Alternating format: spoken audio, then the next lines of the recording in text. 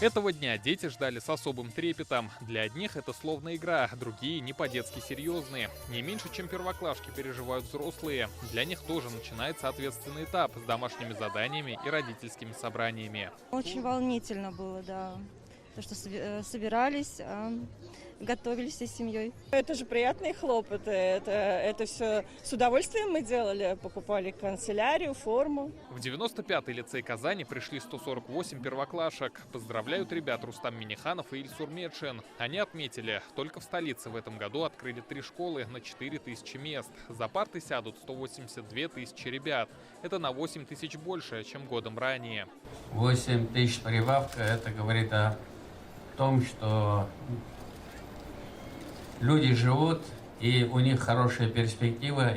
Есть перспектива, значит, больше детей, а мы вопросы демографии считаем вопрос номер 1. Вам повезло, у вас прекрасная школа.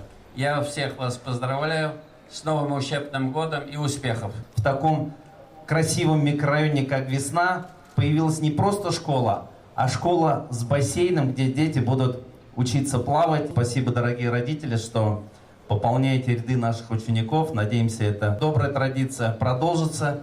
18 тысяч первоклашек сегодня услышат первый звонок. И вот тот самый долгожданный момент. Тот случай, когда все написано на лице. Одни просили поспать на 5 минут побольше, а кто-то вскочил раньше будильника. Так не терпелось в школу. Я хотел в школу заниматься. Я умею читать.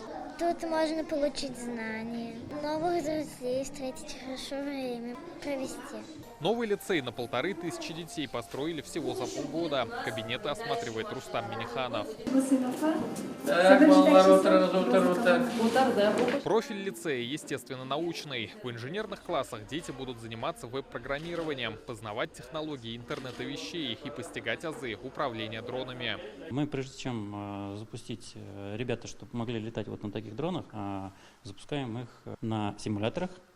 Они здесь тренируются, учатся. И только после этого можно будет, есть специализированные классы, в которых есть специально натянутая сетка куб 3×3, они там тренируются, учатся, и только после этого на свободной разрешенной зоне можно будет участвовать там. На 3 этажах 87 кабинетов. Здесь есть типография, видеостудия, просторный актовый зал, мастерские и многое другое. А это не столовая, а настоящий ресторан. Будет организовано 3-разовое питание на базе столовой, очень большая, на 750 посадочных мест. А меню у нас утвержденное, это будут и завтраки. Лицей укомплектован и учениками, и учителями. Здесь будут работать специалисты не только из нашей республики. Приехали педагоги из Воркуты, Читы, Красноярска, Самары и Челябинска. Здесь соединяется несколько культур, и много национальностей живут вместе воедино.